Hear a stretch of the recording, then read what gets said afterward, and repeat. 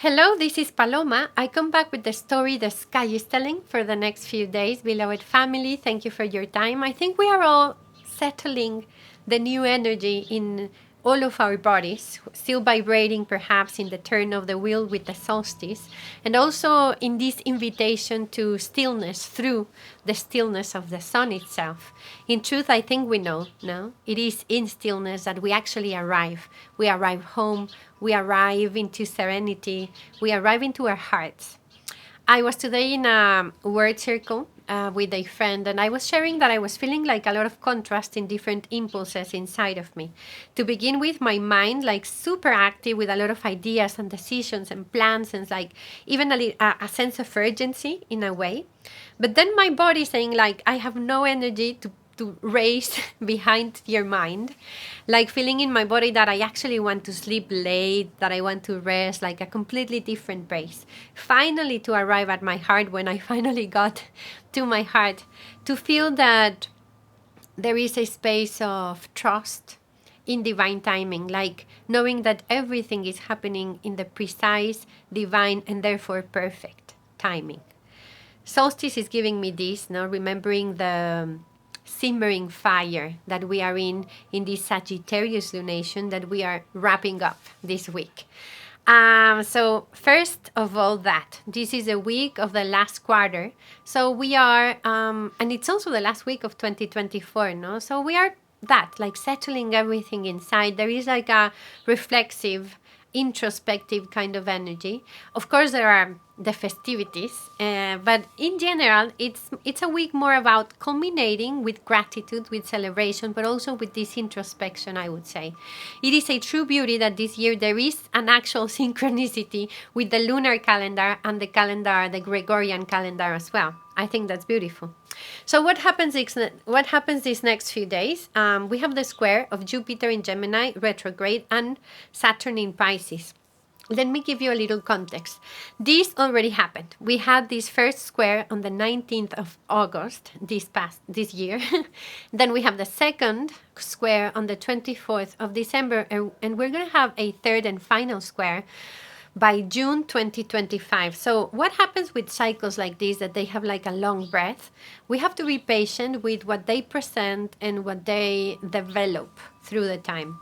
So in August, I was actually sharing that this square is very similar to the first quarter in a moon cycle. I mean, this is that moment when we are invited to align our actions in consequence with the seed of the new moon or the conjunction, right? So what is the seed that we are actually checking, questioning right now? It happened when Jupiter and Saturn had a conjunction on the 21st of December 2020, precisely in the solstice. So this was a seed moment, Aquarian. No, it was on the 0 degree of Aquarius. So this is visionary, of innovation, of taking collective responsibility plus being authentic. It opened the new spirit of the times, the zeitgeist of this era.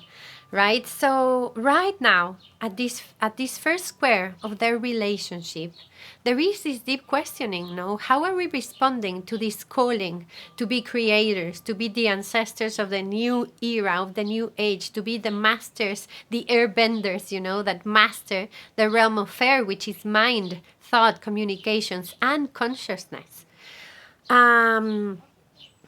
It is presented as a tension, of course, because that's the way in which they trigger this questioning and this aligning our actions and ourselves in coherence and integrity in our daily lives.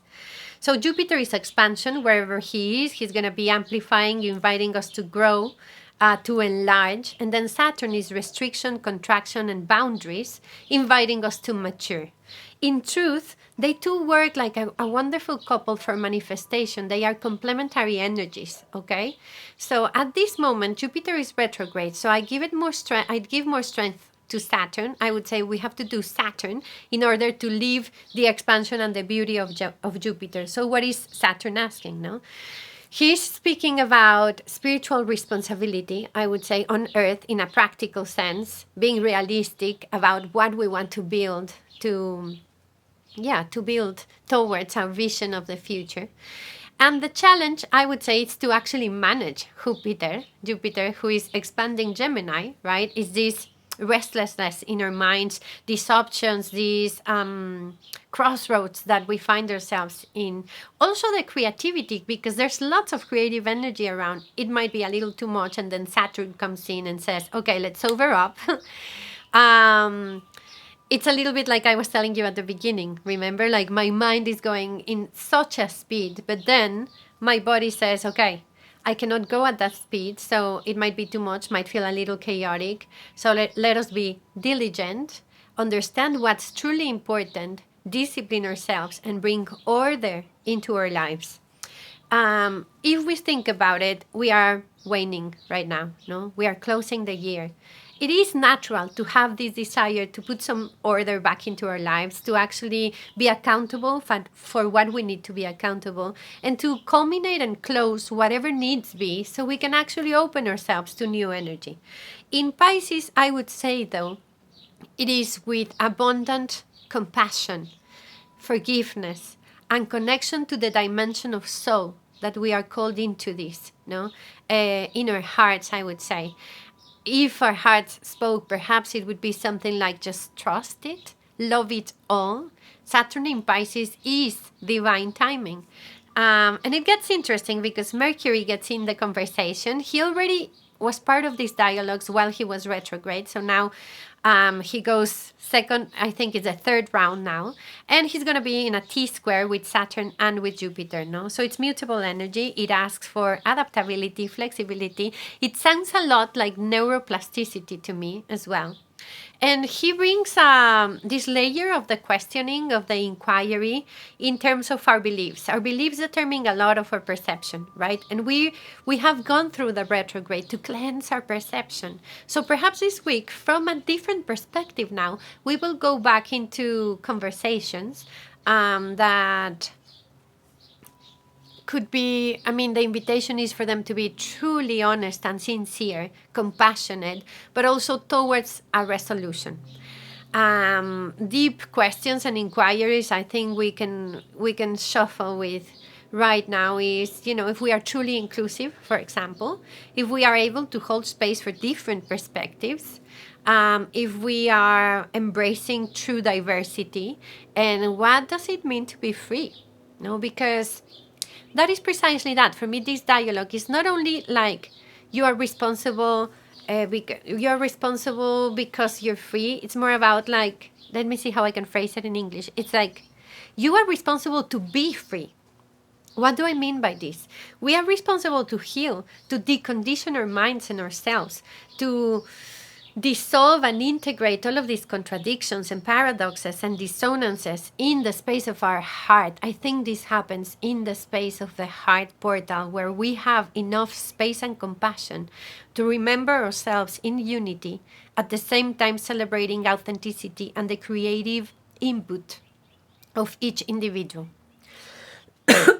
Okay, so the intensity, the velocity actually, and the amount of information is truly the invitation to become still, to enter silence, and to discern. Saturn in Pisces is also about discernment of the truth, and this does not happen in the mind realm right now. Actually, I think Saturn in Pisces is inviting us to mature our intuitive intelligence. And we don't enter that through the head, We can listen to this more in our bodies, in our gut, in our heart.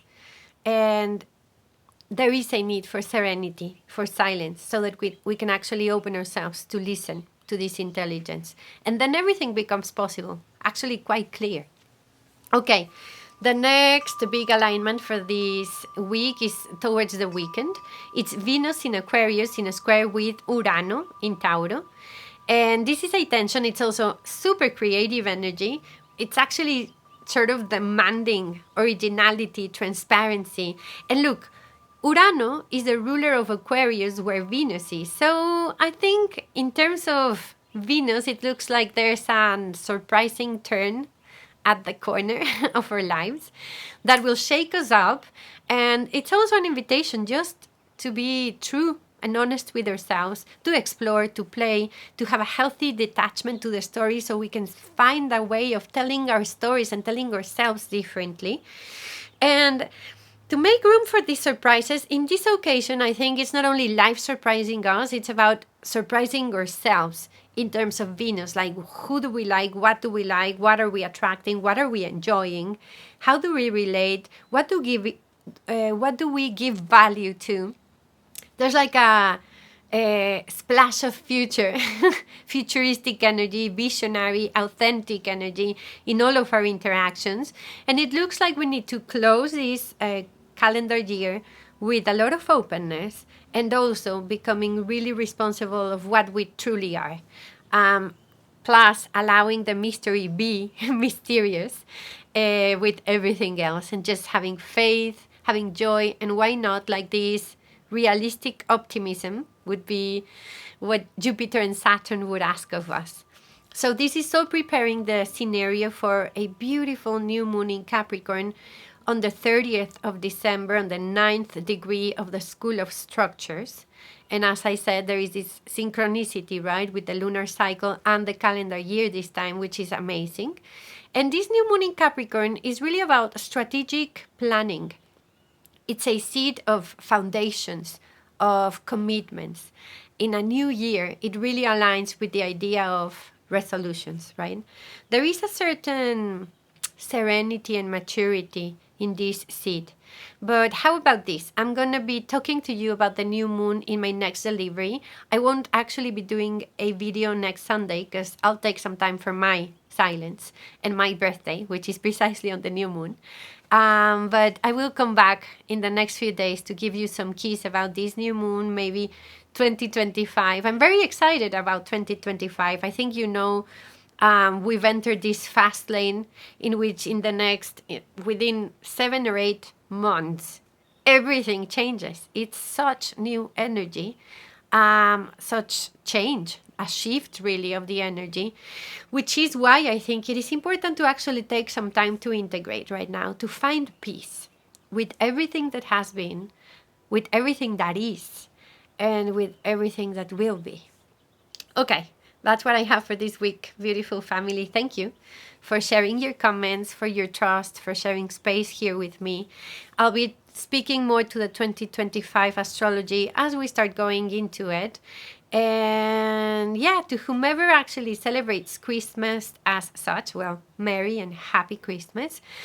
Beyond the religious belief, I think it is the rebirth of the light, which is the belief we aligned ourselves with when we celebrate the solstice. And in terms of the Christ energy being rebirthed in the heart of humanity, I think it's a beautiful time. That's a big holiday. It's a beautiful time to celebrate this and be thankful. So how do I say this in English? I was taught this prayer by my parents. Let me see. May the divine light shine forever in the sanctuary of your devotion, and may you be able to awaken this love in every single heart. Blessings.